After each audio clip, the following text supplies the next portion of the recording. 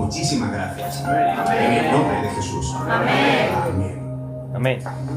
Bueno, pues hoy vamos a hablar acerca de un tema muy importante. La mayoría de los que hoy estamos aquí sabemos de sobra que somos protestantes. ¿Esto qué quiere decir? Quiere decir que, a diferencia de los católicos, nosotros tenemos muchísimas cosas que nos diferencian. ¿No es así? En el año 1517, un monje alemán llamado Martín Lutero se cansó de todos los abusos cometidos por la institución católica y decidió clavar las 95 tesis en la iglesia de Wittenberg. Sencillamente era un tablón de anuncios y estas 95 tesis consistían en 95 protestas que exclusivamente iban en contra de cosas como cobrar dinero por la salvación, como que el Papa era una figura infalible en autoridad y como otras cosas relacionadas con la salvación por obras. Pero sé de sobra que muchos de los presentes sabemos que no iremos al cielo por nuestras obras. Amén. ¿No es así? Amén. Y hoy precisamente vamos a hablar de uno de los temas que suponen la columna vertebral de la fe cristiana. Y esto no es otra cosa que la gracia de Dios. Amén. Y para ello vamos a leer en Efesios capítulo 2 y verso 8, en versión Nueva Traducción Viviente. Dios los salvó por su gracia cuando creyeron. Amén. Ustedes no tienen ningún mérito en eso, Amén. porque es un regalo de Dios.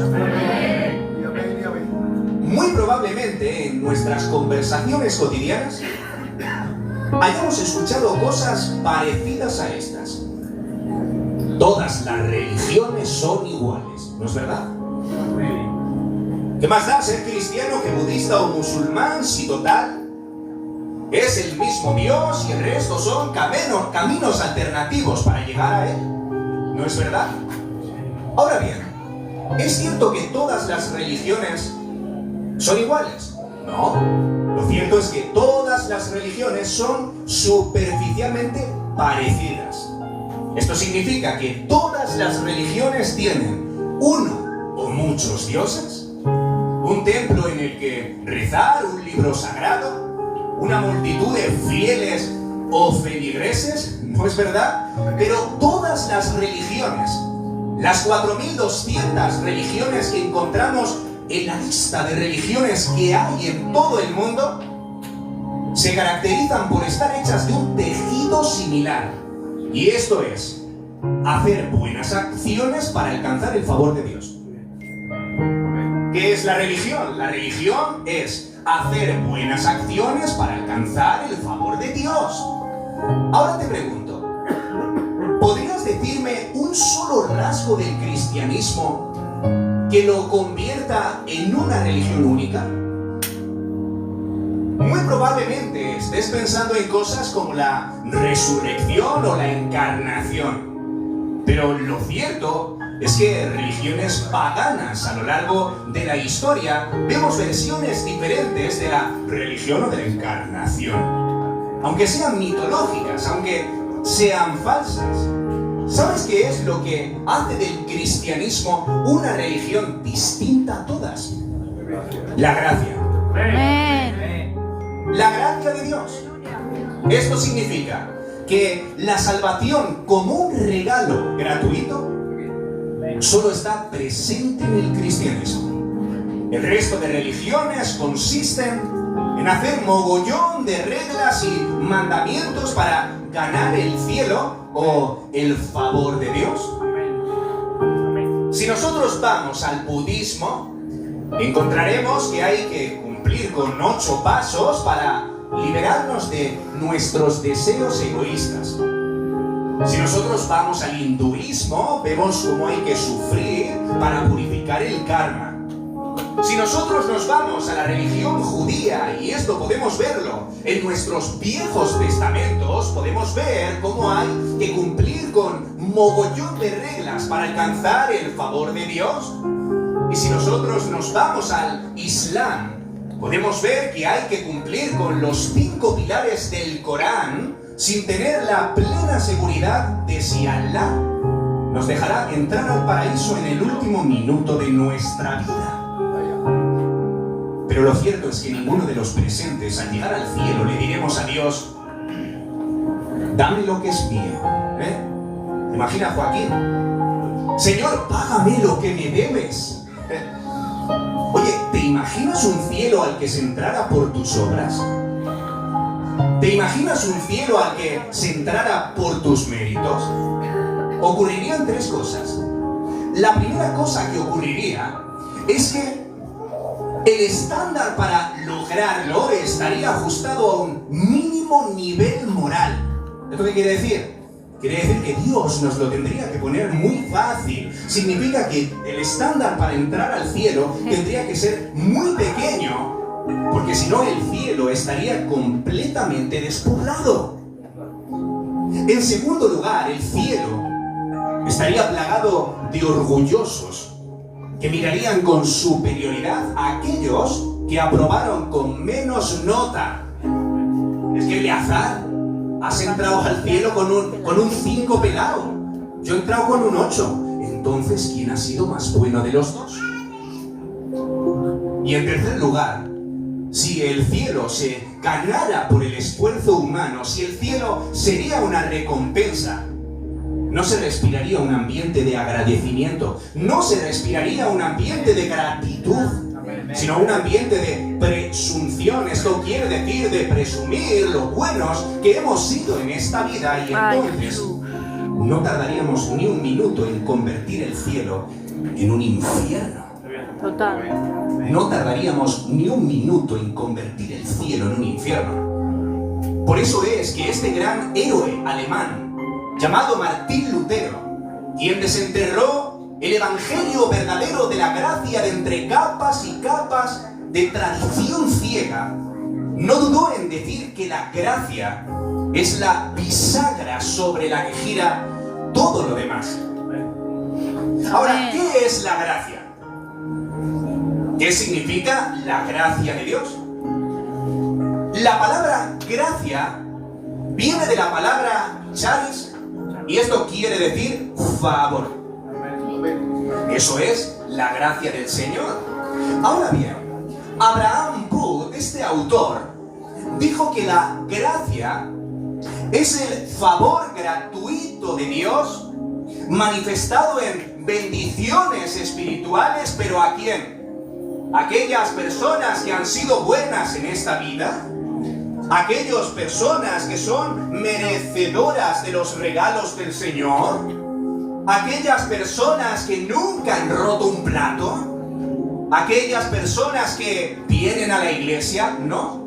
Abraham Wood nos dice que la gracia es el favor gratuito de Dios manifestado en bendiciones espirituales y eternas a criaturas que son culpables e indignas. Amén. Gloria a Dios. Lo que nos está diciendo Abraham Wood aquí no es otra cosa que la gracia de Dios no solo consiste en favores inmerecidos. La gracia de Dios consiste en favores que Dios nos da a pesar de que merecemos lo contrario. Escucha, hermano, a mí me resultaría muy sencillo darle un par de euros a un mendigo que está pidiendo en la puerta al Mercadona. ¿Entiendes? Porque no tiene nada, y como a mí me sobra, pues le doy un par de euros. Pero sin embargo, no podría actuar con la misma empatía con esa persona que se ha portado mal con mi mujer.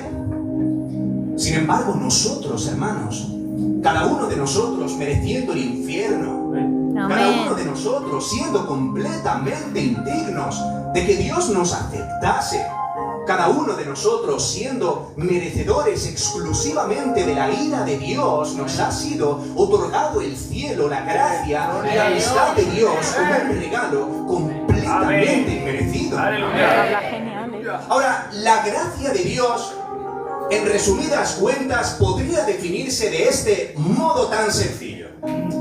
La gracia de Dios es todo lo opuesto al mérito. Amén. Hay obras pensando recibir una retribución de tu pastor, entonces ahí no hay gracia. Amén. Hay obras con ansias de publicidad, ahí no hay gracia. Hay obras con afán de conseguir un puesto, ahí no hay gracia.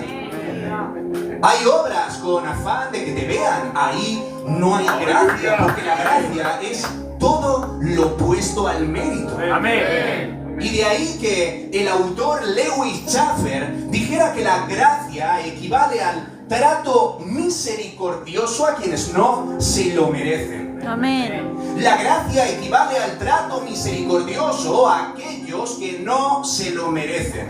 Y de ahí la gran diferencia entre misericordia y gracia. Ahora, ¿qué es la misericordia? Que Dios no te castiga a pesar de tus pecados. Amén. Sin embargo, la gracia es que Dios te bendice a pesar de ellos. Esta es la gracia de Dios. Ahora bien, muy probablemente las personas que ignorabais este tema se despierten dudas entre vosotros. Vale, está bien. Si se supone que el cielo es gratis, si se supone que todo lo que tenemos lo hemos recibido como un favor, entonces, ¿qué papel juegan el esfuerzo y la obediencia? ¿Vale? Si se supone que la salvación es gratis y que Dios te regala el cielo, entonces, ¿por qué exigiría una serie de comportamientos cuando se supone que el cielo es gratis? ¿Sabías que la gracia tiene un gran problema? ¿Y sabes cuál es el problema? Cuando no entendemos lo que es la gracia. Amén. La gracia tiene un gran problema y es cuando la interpretamos de una forma equivocada, y a causa de no entenderla, Amén. surgen dos horripilantes monstruos dentro de la iglesia. Y estos son el libertinaje y el legalismo. Amén. Las dos caras opuestas del verdadero significado de lo que es la gracia de Dios para la iglesia. Y hay algo que tienen en común el libertinaje y el legalismo. ¿Saben lo que es? Que ambos deforman la verdadera imagen de la santidad. Amén. Vamos a hablar acerca del libertinaje. Mirad, todos estamos expuestos a esta trampa. Yo el primero. Todos estamos expuestos a esta trampa. A veces, hermanos,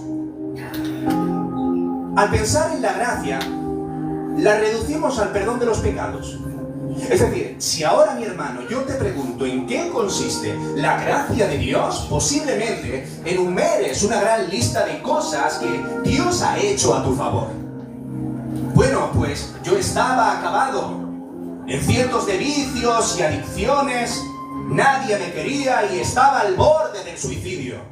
Sin embargo, Dios intervino en mi corazón y me rescató en el último instante de mi agonía. Pero escucha, hermano, la gracia de Dios sí tiene que ver con el perdón de los pecados, pero además la gracia de Dios tiene más que ver con el poder para vencerlos. Amén. Amén. Gloria. Pero a causa de no entenderlo, entramos en un bucle de frivolidad. ¿Sabes lo que es la frivolidad, hermano? Cuando lloriqueamos por las esquinas, por los pecados que no logramos superar, pero no ponemos manos a la obra para remediarlo. No hacemos nada por intentar cambiarlo. No hacemos nada por luchar, por abandonar esos pecados. Eso es frivolizar. Es que siempre regreso al mismo punto de partida. El cristianismo demanda un estándar tan elevado que me es imposible vivir un día en santidad. No has entendido lo que significa el cristianismo, y esa es la razón por la que dejas de venir a la iglesia, por la que abandonas la oración y por la que tienes la Biblia en la estantería olvidada de tu casa. Y sin darnos cuenta, hermanos, utilizamos la gracia como un colchón al que arrojarnos cuando tiene más que ver con un colchón por si caemos. Aleluya. Y sin darnos cuenta, hermanos, abusamos de la gracia. Y esto precisamente, hermanos, pensaba la iglesia en Roma en tiempos del apóstol Pablo. La iglesia en Roma decía esto: bueno, si Dios da gracia a los pecadores, entonces, ¿por qué no pecar más para recibir más gracia? Y esto lo vemos en Romanos 6, capítulo 1. Ahora bien, ¿deberíamos seguir pecando para que Dios muestre más y más su gracia maravillosa? Y contesta el apóstol Pablo: por supuesto que no. Nosotros hemos muerto al pecado, entonces, ¿cómo es posible que sigamos viviendo en él? Amén. El apóstol Pablo en este texto nos está ofreciendo dos enseñanzas clave. Número uno, que la libertad de la gracia jamás nos conducirá a pecar. Y número dos, que si usamos la gracia para pecar es un claro síntoma de que nunca la hemos conocido. Eso es lo que nos está enseñando el apóstol Pablo. Ahora bien, Pablo le está recordando a los romanos que la única manera de vivir en libertad es bajo el paraguas de la gracia. Escucha bien, sin llegar a percibirla como barrotes que te encarcelan, sino como fronteras que te protegen. Hay muchas personas que frente al evangelio, al cristianismo y al culto se sienten como pitbull encadenados por un cordón de acero. En realidad no son cristianos regenerados, sencillamente son pecadores domesticados. Vaya. Entonces, sencillamente vienen de una iglesia o de un hogar cristiano y vienen a la iglesia y les preocupa más que el pastor les pille fumando a escondidas a que Dios les vea cuando viven en el secreto. Pero en realidad eso no tiene absolutamente nada que ver con la gracia. Absolutamente nada. Mirad, hermanos, yo nunca he estado en la cárcel preso. Voy a predicar a la cárcel, pero por fortuna todavía no me han metido preso. Y sabes una cosa, hermano, no me hace falta estar preso para saber que aquel que se encuentra encarcelado desea escapar pero no puede. Pero sin embargo yo vivo en un país que está rodeado de fronteras y puedo escapar pero no quiero. Te lo pongo de esta forma: si hay que ponerte unas esposas para que no peques, significa que lo harías si no las tuvieras puestas. Pero la libertad de la gracia es la que nos rompe las esposas, llevándonos a rechazar el pecado aunque seamos libres para cometerlo. Aunque seamos libres para cometerlo. Y la aplicación se encuentra aquí. Si tu vida devocional, si tu vida espiritual o si tu vida cristiana depende de una constante supervisión pastoral, de que el pastor esté las 24 horas del día visitándote en tu casa o llamándote para tomar café, o si tu vida espiritual depende de una amenaza de separación de tu mujer, o si tu vida espiritual depende de mantener vivo un puesto de visibilidad dentro de la iglesia, eso realmente no tiene nada que ver con la santidad que Dios desea. Eso sencillamente tiene que ver con un mero camuflaje religioso. Aleluya. Amén. Aleluya. Porque sí, hermano, la gracia de Dios lo hace todo. Amén. Ahora bien, la gracia de Dios hace todo lo que atañe a su función. ¿Qué significa esto? Que la gracia de Dios lo hace todo, pero la gracia de Dios hace todo lo que le corresponde hacer. Y esto lo vemos en Tito capítulo 2 y verso 11. En verdad, Dios ha manifestado a toda la humanidad su gracia, la cual trae dos cosas. La gracia hace dos cosas, hermanos. Número uno, la cual trae salvación, y número dos, la cual nos enseña a rechazar la impiedad y las cosas. Ahora, número uno, la gracia de Dios nos salva, y número dos, la gracia de Dios nos santifica. Ahora, en primer lugar, la gracia de Dios nos salva en el sentido de que la salvación es un monergismo. Esto quiere decir que solo interviene una persona. No existe absolutamente nada que puedas hacer para alcanzar tu salvación. Es Dios actuando de primera mano. Pero en segundo lugar, la santificación para aquellas personas que no sepáis lo que significa el término, la santificación es ese proceso de transformación interna en el que Dios te va modelando a la imagen de su Hijo. ¿Vale? Amén. Sencillamente.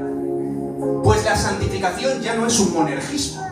La santificación ahora es un monsinergismo. ¿Qué quiere decir la palabra sinergismo? Que ya no es una persona actuando, ahora son dos. ¿Quiénes? Dios y usted. Aleluya. Dios y usted. Y ahora convendría citar a Agustín, quien dijo, vive como si todo dependiera de Dios, pero trabaja como si todo dependiera de ti. Amén. Porque la gracia de Dios, hermanos, se opone al mérito, pero no al esfuerzo. Gloria a Dios. La gracia de Dios se opone al mérito, pero no al esfuerzo. ¿Qué fue el consejo que el apóstol Pablo le dio a su hijo Timoteo? Vemos en 2 de Timoteo 2, hijo mío, esfuérzate en la gracia Amén. que es en Cristo. Amén. En muchas ocasiones hemos interpretado, equivocadamente por supuesto, que la gracia y el esfuerzo son dos cosas que se repelen, ¿no? Como el agua y el aceite. Como los dos polos opuestos de un imán. Pero ¿sabes lo que le está enseñando aquí el apóstol Pablo a Timoteo? Le está enseñando que todos los cristianos debemos ceder nuestra voluntad, escucha bien, para que la gracia la reconduzca a la obediencia. Debemos ceder nuestra voluntad para que sea la gracia la que la reconduzca a la obediencia. Y ahora te hago otra pregunta. Escucha bien. ¿Cuál es el papel de la gracia? ¿Cuál es el papel de la gracia en la fina línea que separa los méritos del esfuerzo? Repito la pregunta.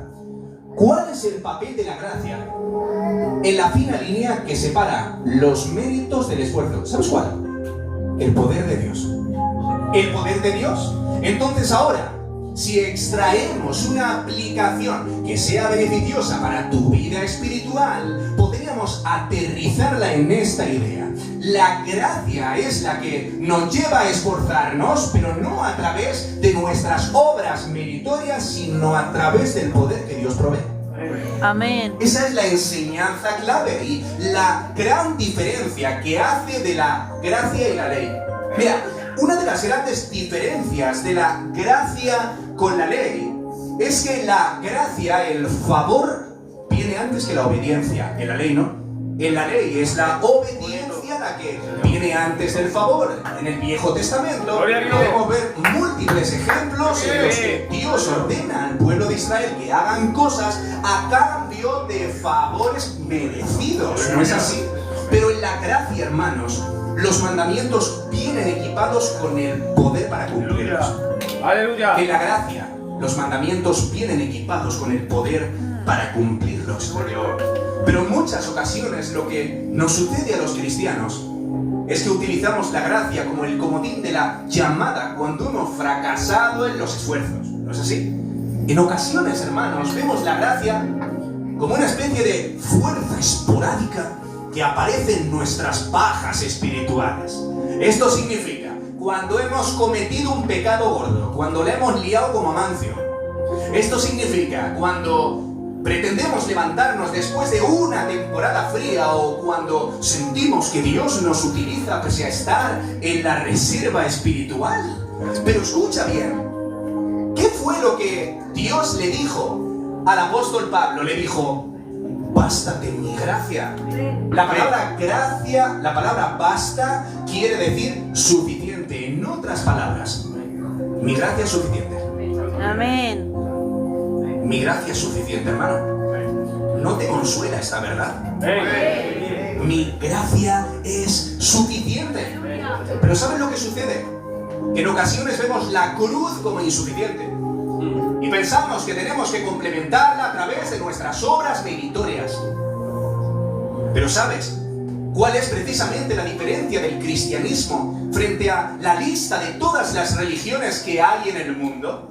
Mientras las religiones giran en torno a lo que se debe debe hacer el cristianismo de la gracia gira en torno a algo hecho desde ese mismo instante en el que Jesucristo dijo, consumado es. Amén. La palabra consumado, esto significa que se cerró el plazo. Aquí no cabe ni una obra más. Aquí no cabe ni una sola obra más. Pero en ocasiones los cristianos del siglo XXI nos encontramos tratar de añadir obras a la gracia sin darnos cuenta que cometemos la gran estupidez de seguir introduciendo cosas en un tarro que ya está lleno, que no cabe absolutamente nada más. Porque nuestro Señor Jesús nos dijo, consumado es. Ahora vamos a adentrarnos un poco más profundamente en ese texto en el que Dios le dice al apóstol Pablo, basta de mi gracia. Y lo vemos en 2 de Corintios 12:9. Mi gracia es todo lo que necesitas. Mi poder actúa mejor en la debilidad.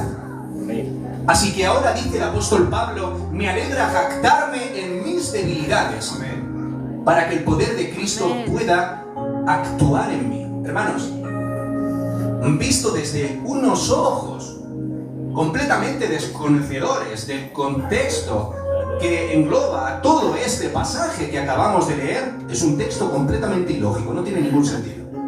Y seamos realistas, nosotros vemos cómo el apóstol Pablo enfrenta una gran debilidad, se especula mucho acerca de cuál fue, pero lo que está claro es que el apóstol Pablo tenía una debilidad que le estrechaba el camino de su misión y de que estaba deseoso de que Dios se la quitase. Sin embargo, vemos a un apóstol Pablo con una actitud distinta y que ahora, sin embargo, no se aflige por esta debilidad, sino que más bien se jacta, se alegra, se enorgullece. Pero has visto el final del texto. ¿Cuál es la razón por la que el apóstol Pablo se jacta en su debilidad? No porque sea una especie de masoquista que le divierte el sufrimiento, sino más bien porque es una persona que ha comprendido cuál es el propósito de esa debilidad, y el texto nos dice, para que el poder de Cristo pueda actuar a través de mí. ¿Y sabes cuál es la razón, hermano mío, por la que en muchas ocasiones no damos valor a la debilidad? Porque desconocemos el propósito que tiene la debilidad. De hecho, esta mañana estábamos hablando, mi hermano Joaquín y yo, de esto, y era hermoso. A veces desconocemos cuál es el propósito de la debilidad. Pero ¿sabes, hermano, qué podría ser la debilidad para usted y para mí? La debilidad sería algo así como los puntos flacos de tu personalidad. Todo lo que detestas al mirarte en el espejo. Las limitaciones de las que te avergüenzas. Las limitaciones de las que te avergüenzas. Y ¿sabes una cosa? La religiosidad, hermano, el legalismo, no está para nada interesado en sacar a luz nuestras limitaciones, sino en dar brillo a nuestros méritos. ¿Sí? Seguro que muchos de los que estamos aquí conocemos iglesias que son de ese corte legalista. Ese corte que nada más se preocupa por lo externo que por lo interno. ¿No es así? Incluso muchos de los presentes en ocasiones tenemos una tendencia fariseica a caer en ese juego. ¿No es así? Y me pasa a mí. Y me identifico con esta realidad. Por eso es que la religiosidad, hermano, está más preocupado en tapar tus limitaciones que en mostrarlas, hermanos.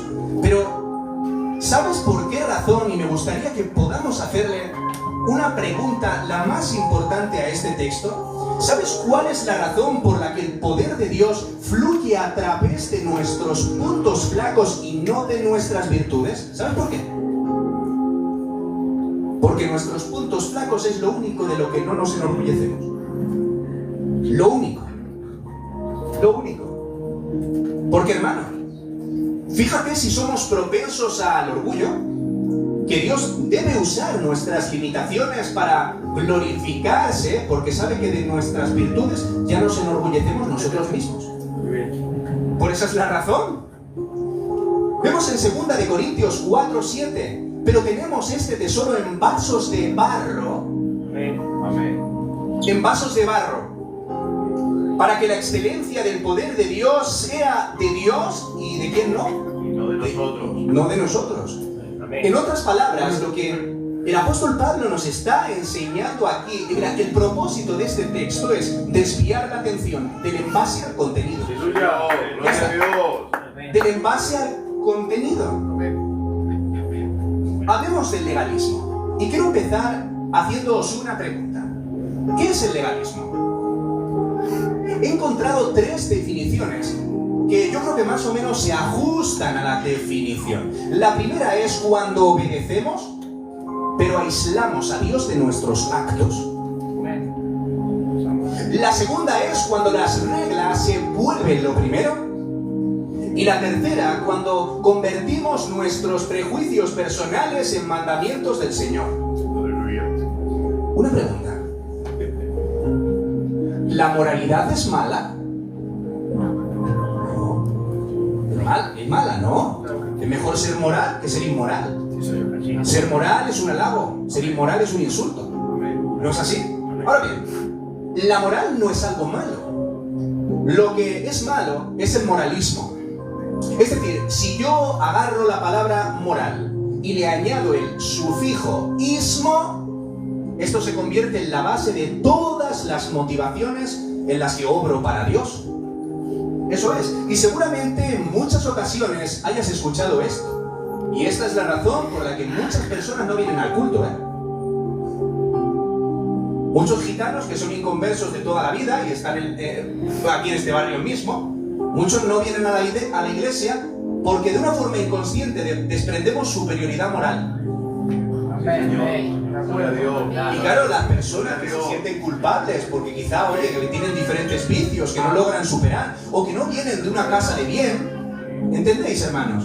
Pues a veces piensan que nosotros no les echamos ni nos ponemos en la puerta como uno de seguridad, ¿a que no? Pero ellos, sin darse cuenta, se sienten así. Y esa es la razón por la que muchas personas no vienen al culto. Porque se sienten como presionados por la supuesta pulcritud moral que se respira en el ambiente de la iglesia. Se sienten acobardados porque en ocasiones desprendemos superioridad moral. Santo es Dios. Gloria a Dios. Muchas personas tenéis el concepto equivocado de algo parecido a esto. Bueno, si me porto bien, entonces seré aceptado. ¿No te ha pasado que en muchas ocasiones, tratando de evangelizar al chavalillo del barrio, que se ha apartado hace años de la iglesia, le dices, oye, vente al culto? ¿Y qué es lo que él te dice? No, que primero me tengo que quitar los vicios. ¿No habéis escuchado? Cuando es todo lo contrario. No, es que primero me tengo que quitar porque ahora mismo no, es que no me siento bien. Si voy, me siento mal porque la conciencia me acusa, porque estoy haciendo cosas que no me corresponden. Pero vamos a ver, el Evangelio no enseña nada de eso. El Evangelio enseña que primero soy aceptado por lo que Jesús hizo por mí.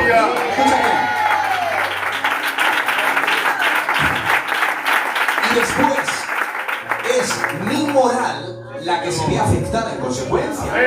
Eso es lo que enseña el Evangelio, porque, hermano, escúchame, no tienes que esforzarte para impresionar a Dios. ¿Sabes por qué? Porque Jesús lo impresionó por ti. Amén. Jesús lo impresionó por ti. Gálatas 3:3. ¿Será posible que sean tan necios? Después de haber comenzado su nueva vida en el Espíritu, ¿por qué ahora tratan de ser perfectos mediante sus propios esfuerzos? Hermano, tatúate esta frase en lo más profundo de tu alma. La gracia y algo más no es más, sino menos. La gracia y algo más no es más, sino menos. Colosenses 2:20 al 23. Ustedes han muerto con Cristo. Amén.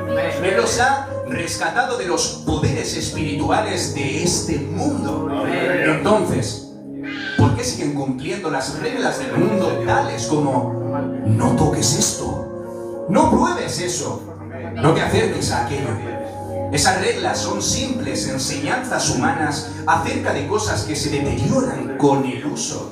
podrán parecer sabias porque exigen una gran devoción, una religiosa abnegación y una severa disciplina corporal, pero a una persona no le ofrecen ninguna ayuda para vencer a sus malos deseos.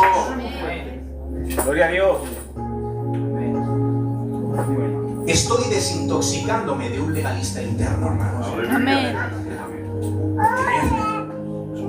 Tengo muchos de los residuos en mi alma del fariseo al que critico en las Escrituras. Y yo soy un hombre parecido.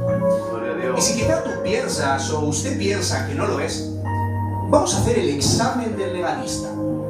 Y vámonos con la primera pregunta. ¿Te sientes superior a quienes no cumplen con tus estándares? Vamos a pensar. ¿Te sientes superior a quienes no cumplen con tus estándares, con tu nivel? O de ver la vida, o de ser moral, o de ser ético, o de ser cristiano. ¿Te sientes superior a quienes no cumplen con tus estándares? Un segundito solo.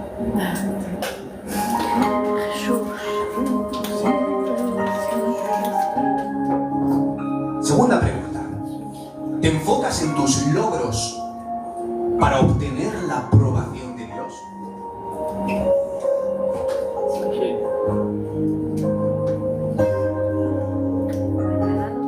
Tercera pregunta. ¿Te sientes incómodo al enfrentarte a otras opiniones religiosas? No hablo de opiniones que sean herejías, ¿vale? Hablo de sencillamente cosas que, bueno, pueden ser periféricas, que no atañen a la doctrina fundamental, pero sin embargo no soportas nada que tenga que ver con tu pensamiento, ¿vale? Y cuarta pregunta. ¿Hay hueco para la compasión en tu teología? Aleluya. ¿Hay hueco para la compasión en tu manera de ver a Dios? Amén.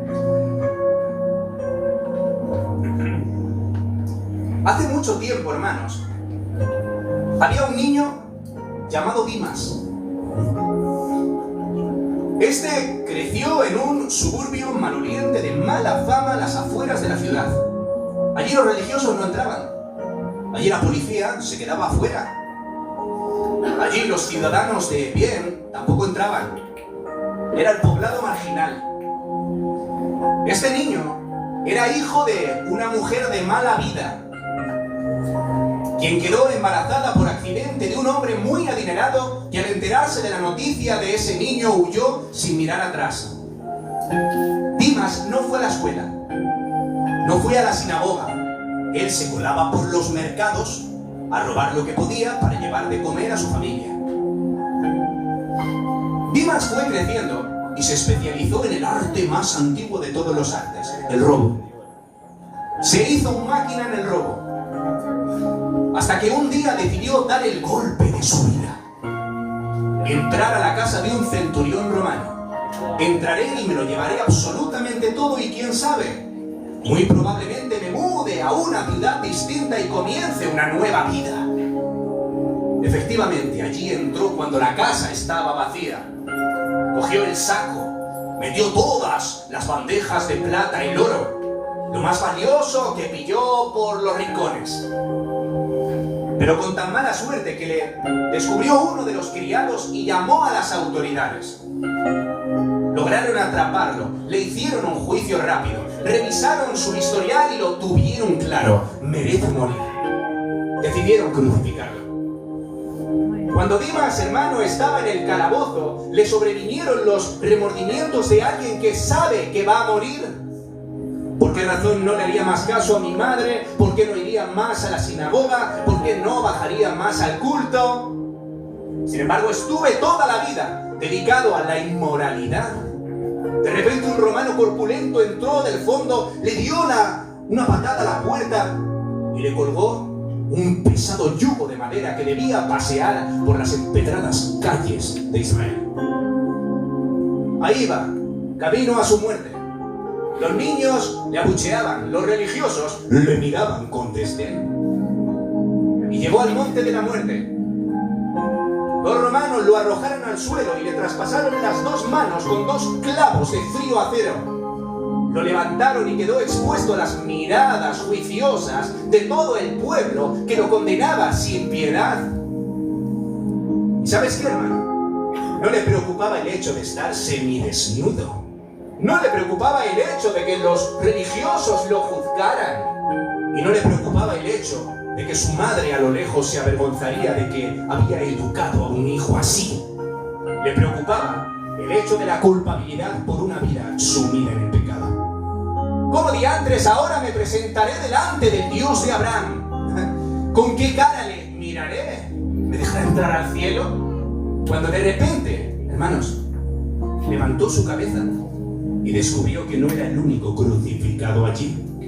Miró a su lado y había otro ejecutado por la misma causa, otro ladrón parecido a él, pero miró a su otro lado y vio a otro crucificado con un letrero en el cabecero que decía así: Jesús de Nazaret, el rey de los judíos. ¿Cómo? Yo creo que estoy sufriendo una alucinación. Pero ese no es el popular rabino que era noticia por sus enseñanzas y milagros. Ah, pero mira quién era. Si me acuerdo de haber escuchado algunos de sus discursos mientras me hacía pasar por un oyente más, para chorar algún despistado entre la multitud. Mientras los otros escuchaban, él se agazapaba entre el gentío para robar carteras. Claro, y alguna enseñanza le quedaba de fondo. ¿Cómo puede ser? Yo estoy aquí por una causa injusta, pero de repente Jesús cautivó toda su atención. Mientras el resto de reos murmuraban y maldecían, cuando la gente le insultaba y le escupía, él no. Padre, perdónalos porque no saben lo que hacen. Pero ¿qué clase de reo se atrevería a levantar una oración en un momento como este? Cuando de repente pasaron las horas, el calor se hacía sofocante, la sed se hacía intensa, y los cuervos sobrevolaban las 3 cruces a la espera del primer cadáver. De repente, Dimas tuvo una revelación. Mientras todo Israel veía en Jesús a un simple judío lleno de sangre, Dimas podía ver en Jesús a un rey venido de muy lejos. Se lo voy a decir y me voy a atrever. Este es el único tren y la única oportunidad que me presenta en mi vida. Ahora o nunca, ahí va. Acuérdate de mí cuando vengas en tu reino. De repente Dimas cerró los ojos a la espera de una lista de reproches. Pero vamos a ver. Toda la vida robando y ahora esperas que te salve. Eres un sinvergüenza. ¿Cómo te atreves después de haber vivido una vida sumido en el pecado y en la inmoralidad al margen de la ley de Dios? Ahora pretendes entrar al cielo por la cara. Cuando de repente, y para su sorpresa, en ese monte se escuchó la respuesta más inesperada de todas las respuestas de la historia. De cierto te digo, que hoy estarás conmigo en el paraíso.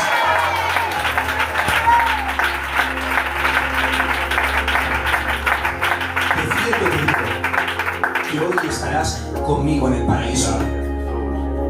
¿Cómo? Dimas no se lo podía creer. De la cruz al cielo. De la cruz al paraíso. Esto no puede ser posible. Así de fácil. Ya está. Nada más. O Jesús me ha dicho esto para consolarme, o verdaderamente el cielo es gratis. Y Jesucristo es el único medio de llegar a él. Si piensas que el cielo está cerrado para ti, si te sientes alguien culpable y sientes que eres una persona que no merece el perdón de Dios, si hoy has venido avergonzado y ni siquiera querías venir y tu esposa te ha traído a rastras, o si te sientes culpable porque te miras al espejo y no ves el cristiano modelo por el que Jesús murió, si eres una persona que luchas con adicciones, con vicios, si piensas que no puedes vivir en santidad, si piensas que el cristianismo se te hace cuesta arriba, si ves el camino de Dios como algo imposible de vivir, quiero decirte que Jesús lo caminó por ti. Aleluya. Jesús lo vivió por ti. Y Jesús murió por ti. Vamos a orar, hermanos. Os invitaría, si no hay mucha molestia, a ponernos de pie. Vamos a ponernos de pie. Vamos a orar. Podríamos apagar un poco la luz.